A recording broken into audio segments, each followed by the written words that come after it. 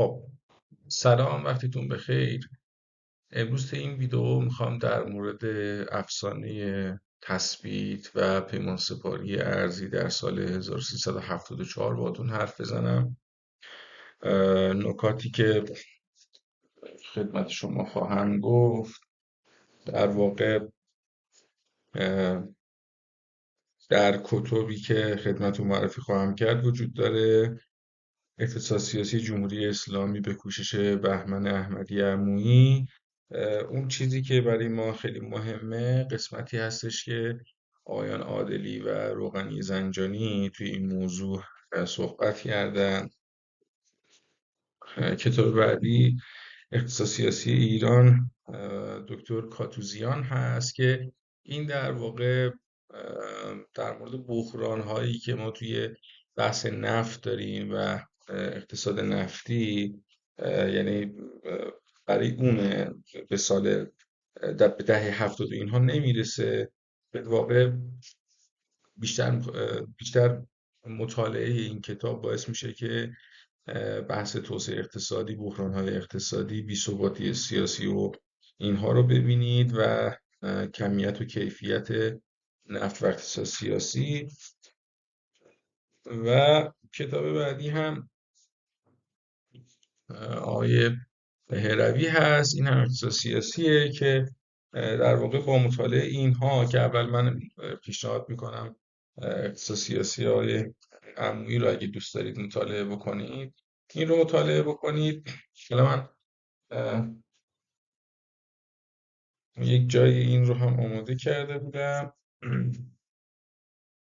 بذارید حالا بذارید بحث رو شروع بکنم اصلا که چه بدهی هایی داشتیم، داستان ریفایننس ها به چه شکلی بوده و در واقع رول اوور کردن اون بدهی ها به چه نحوی بوده. اینجا آقای عادلی هم حالا صفحه 455 این کتاب رو اگه مطالعه بکنید نکات جالبی توشه، برخلاف همه این ادعاهایی که این روزها یک عده‌ای برای خودشون مطرح میکنن.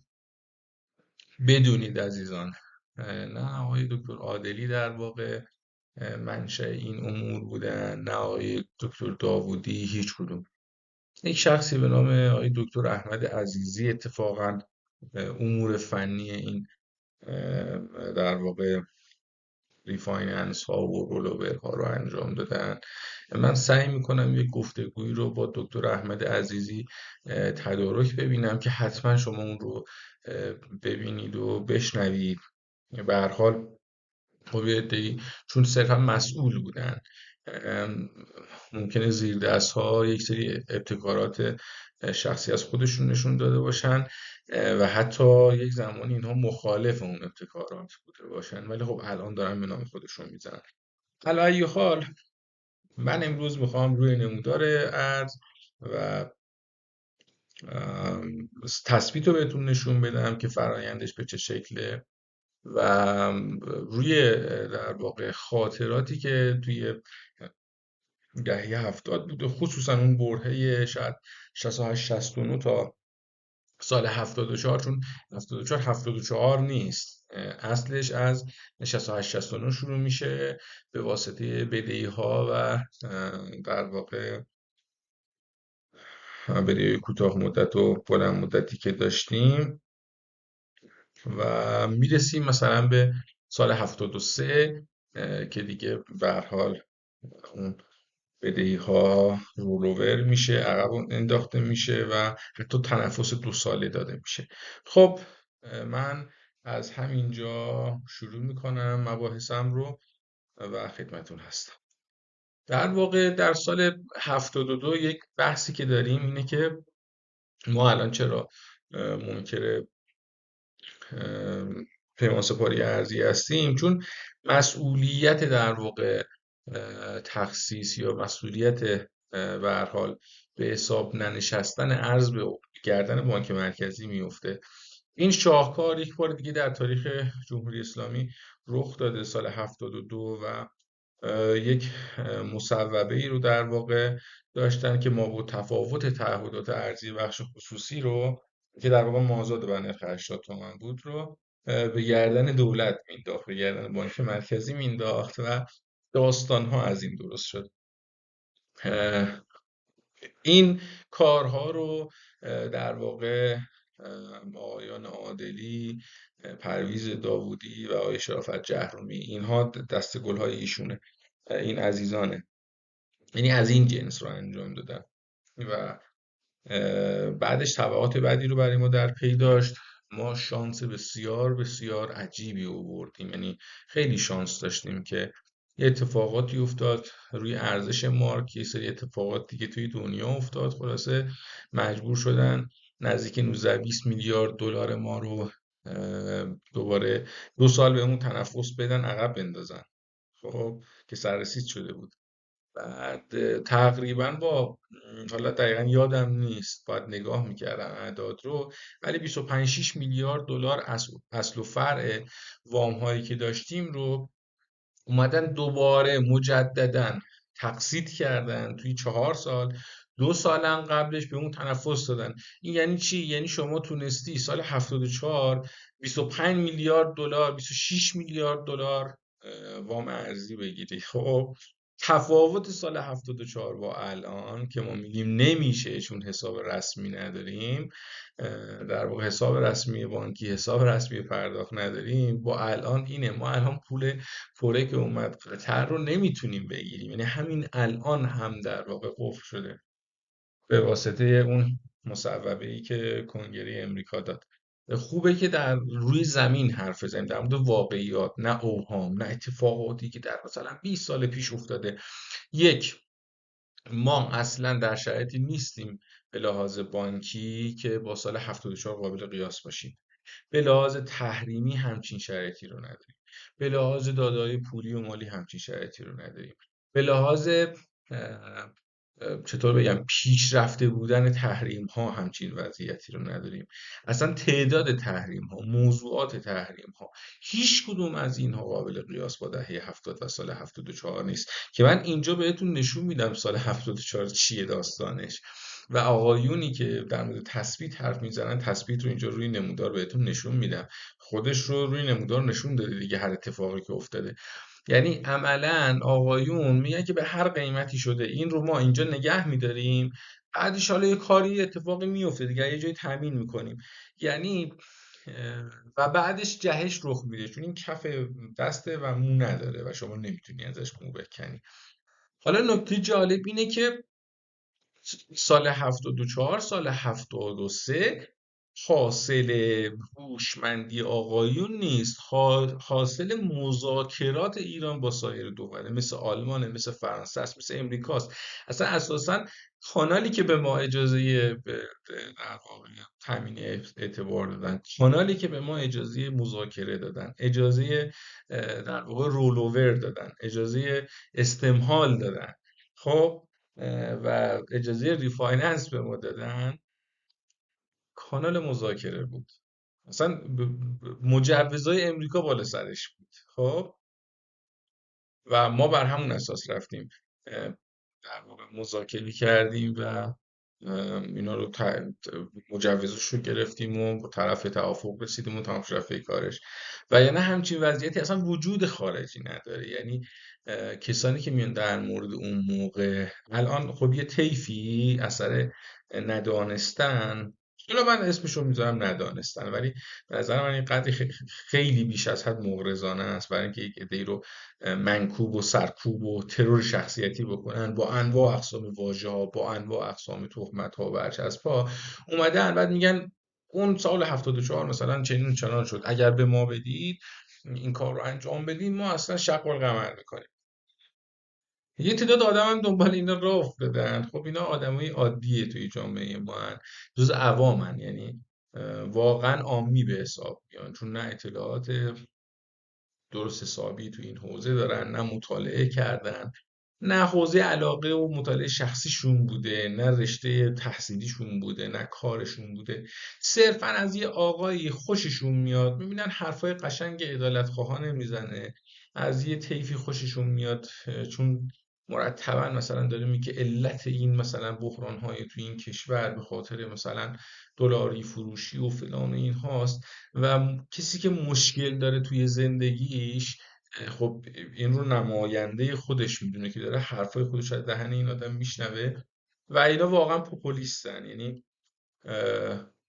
در بیان مباحثشون فقط به تریبون‌های یک طرفه اکتفا میکنن. جرأت در واقع مناظره یا قرار گرفتن جلوی طیف مقابل خودشون رو ندارن. ادبیات رو کاملا به سمت یه ادبیات اعتقادی پیش بردن. حتی دیگه میگم توی همین جبهه خودمون هم در واقع دست به خالص سازی زدن. یعنی میگن هر کسی مثلا این حرفا رو نزنه، این ملاک از این به بعد ملاک انقلابیگری این است که مثلا فلان حرفا زده بشه. نه آقا، این ملاک دیوونه بازیه که شما در واقع در پیشکسوت. ما دیوونه نیستیم، ما سواد داریم، ما فهم داریم، ما اینا رو میفهمیم، مطالعه کردیم کتابخونه هامون رو فقط برای اینکه پشتش در واقع عکس بگیریم یا زمانی که لایو داریم یا برنامه داریم چیز نکردیم، کتاباشو خوندیم، کتاباشو ورق زدیم، پایینش چیز کثیف شده، چک شده. علی ای حال میخوام بگم که این فضا رو یه عده‌ای به وجود آوردن و یه قاطبه‌ای از در واقع مردم، یه بخشی از مردم اومدن دنبال اینها و هر آنچه که اینا میگن اینا تو دیوار تکرار میکنن. حالا تو شبکه‌های اجتماعی، توییتر، اینستاگرام، نمیدونم تلگرام، حالا تو توییتر که یه قدری تخاطب بیشتر. و خب طبعا تا همون جایی میدونن که این آقایون در موردش حرف زدن. یعنی ما وارد گفتگوهای فنی میشیم در مورد پیمان سپاری، عملا هیچ کدومشون حرفی برای گفتن ندارن. یعنی اگر شما الان آقای پرویز داوودی بیاد توی این مباحث شرکت بکنه، پاسخ ابتدایی در این سوالات رو نمیتونه بده. وزیر اقتصاد بوده، معاون رئیس جمهور بودن و عضو فعلی مجمع تشخیص مصلحت نظام هستن، ولی خب پاسخی ندارن. یعنی اگه شما از ایشون بپرسید که آقا دیگه شما چرا اون موقع که ارز تخصیص میدادید به در واقع واردات که در واقع به شکل رسمی بانک مرکزی، مثلا میگم توی بانک‌های توی آلمان و اینور اونور رسما همونجا تخصیص میداد، اصلا شما این داستان‌های تراستی رو نداشتید. الان چرا این حرف رو میزنی؟ چطوری میخوای از تراستی رو زیر کلید بگیری؟ الان عزیزان اوج هنر دستگاه امنیتی ما برای تراستی ها میدونید چیه؟ این باشه که زن و بچه مثلا تراستی ها نباید خارج از کشور زندگی کنه، باید داخل ایران زندگی کنه. چرا این رو میگن؟ برای اینکه اصلا شما موجود تراستی نمیتونی برش نظارت داشته باشی. من این توضیح در مورد تراستی ها بدم. فکر کنید من تراستی ام. خب من یه شبکه از شرکت های سوری و صرافی ها رو دارم، خب که در واقع سیاه های نفتی و حالا نمیدونم انواع اقسام صادرات و اینها رو من به عهده میگیرم که بشورم، پول شویی بکنم، در واقع مانی لاندرینگ، و توسط اون شبکه پولو بچرخونم. حالا شما وارد کننده ای، مثلا فکر کنید انقدر نفت دادیم به میانا، دادیم به ونزوئلا، یه سیاهه نفتی رو بین الملل وزارت نفت میاد مثلا میده، میگه آقا من انقدر دادم به ونزوئلا نفت، میانات نفتی میشه انقدر، مثلا میشه 500 میلیون دلار، مثال عرض میکنم. بعد این 500 میلیون دلار نزد شما، اون میدونه که چقدر از من طلب داره، معادلش 500 میلیون دلاره، ولی نمیدونه الان کیفیت نگهداری ارز پیش من چه شکلیه. یعنی مثلا این بابا همیشه به درهم نیاز داره دیگه، یعنی ما بیش از 90 خورده درصد مصارف ارزیمون درهم. عزیزان اصلا دلار زدایی کلی چنده؟ چرا در مورد درهم زدایی حرف نمیزنن اینا؟ آقا ما 90 خورده درصد مصارف ارزیمون درهمه. دلار کجا بود؟ ما دلارمون هم تبدیل والا به درهم میکنیم. آقا ما یورومون رو تبدیل به درهم میکنیم. آقا اصلا ما یوانمون رو در چین تبدیل به درهم میکنیم. این حرفا چیه شما میزنید؟ توی لشکر کورا مثلا که نمیشه شما ادعا بکنید من خیلی مثلا فلانم. توی عده‌ای که هیچ اطلاعی ندارن از موضوعات، هیچ اطلاعات فنی ندارن، شما شدیم فول پروفسور. توی یه تعداد آدم در واقع بندگان خدا که دست و پا ندارن، شما شدیم چیز مارادونا، آقای گل. نه عزیز من، بیا با تیم نونهالان ما بازی کن، ماها باهاتون مناظره نمی کنیم. بیاید اینجا، بیاید پشت میز گفتگو اصلا بشینید، ببینم شما با تیم نمیدونم خردسالان ما چطوری میخواید بازی بکنید. من این مارادونا نیستید، من ادعاتون نمیشه که ما نمیدونم فلان و بهمان میکنیم. صاب همه رو خورد کردن، روح و روان همه رو خورد کردن. مملکت توی یه شرایط بسیار بغرنجی قرار گرفته. بعد آقایون از خودشون یه سری تزها میدن، یه سری حرفا میزنن که سر آدم سیر میمونه. یعنی چی این حرفا؟ اگه مثلا الان هم یعنی خریدار داره، مثلا چطوری روشون میشن همچین حرفایی رو بزنن؟ بر چه اساسی شما همچین مباحثی رو مطرح میکنید؟ حالا شما فکر بکنید که میام باز در مورد تراستی حرف میزنم. آقا من تراستی اصلا از روز اول با من شرط شده که مثلا شما هر چقدر میاد دستت 70-80% منابعت رو تبدیل کن به درهم. آقا من تبدیل نمیکنم، مثلا الان بیت کوین خریدم، تو چه میدونی؟ تو پشت کانتر من، تو فقط میدونی چند میلیارد دلار یا میلیون دلار از من طلب داری. منم که دارم همین اینا رو میچرخونم. بعد بعضی وقتا ممکنه من درهم نداشته باشم، روپیه هند یه قدری بیشتر داشته باشم، بیشتر از حدی که تو نیاز داری، مثلا برای دارو. خب حالا من یه تراستی ام و بقیه‌شون بماند. اون لحظه درهم وجود نداره، لذا شروع میکنن همین تراستی ها به خریدن درهم. ببین نرخ درهم کشیده میشه به بالا. بعد الان روسیه هم که تحریم شده اومده تو امارات، دارید میبینید که الان میگه حق نمیدونم جزایر سگانه برای فلان و بیسار بهمان. به خاطر چیه؟ دستش رفته زیر ساطور امارات به خاطر درهم. بعد یه عده نشستن اینجا مثلا چیز رئیس دفتر ارزیابی فلان مجمع تشکیل. والله العظیم اون کسی برای شما چیز زده، خوک زده، آقای جبرائیلی، باید جوابگو باشه که اینقدر داری مداخله میکنی تو چیزایی که اصلا بلد نیستی، اصلا سرت نیست، اصلا حالیت نیست این چیزا. نمیفهمی این مباحث رو. چرا وقتی این مباحث رو خب اسم باید بیاریم، چرا وقتی شما این مباحث رو نمیدونی اینقدر توش دخالت میکنی؟ خب بیا بشین یه بار با این همه ادعا و دغدغه و کبکبه، بیا بشین با یه نفر مناظره بکن توی این حوزه، ببین چقدر از تراستی ها شما میدونی، چقدر بلدی امور تجاری رو. بابا شما 24 ساعته که داری توی یه توییتی که آدم براش کلی میتونه فکر بکنه، خب این همه داری سوتی میدید. توییتی که توش مستند نوشته کیسه سیمان 5 یورو، 5 ممیز 25 یورو، داری چشمت میبینی. خب بعد طرف نوشته که 20% سیمان توی آلمان از ایران ارزون تره. شما خب عدد رقم متوجه نیستید، این چیزا رو نمیدونید، نمیفهمید، زور که نیست آقا. خب من اینو این نگاه میکنم میگم گفته 5 یورو، یورو 55 تومنه، نه اصلا 55 5 تا 25 تا 250 هزار تومان کارت تا صفر داره. و چطوری آخه؟ ببینید بحث ما اینه که مملکت رو توی این فضا داریم به کجا میبریم. یعنی با این حرفای پوپولیستی قصد و غرضمون چیه؟ آقا قصد داریم رئیس جمهور شیم، اون خب یه چیز دیگه است. قصد داریم نماینده مجلس شیم، اون یه چیز دیگه است. نه اینکه هی بیایم حرف غلط بزنیم چون یه آقای سردار زرقت به نظرم باید پاسخگو باشن. چه این دنیا چه اون دنیا. یعنی چه آقا؟ میزان مداخلات ایشون رو داریم میبینی، اینقدر داره حرف غلط میزنه. بدنه کارشناسی مملکت حرف داره برای گفتن. بس کنید، جمع کنید این فضا رو.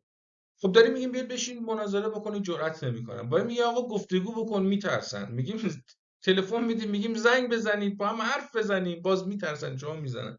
این خیلی چیز عجیب غریبیه. علی ای حال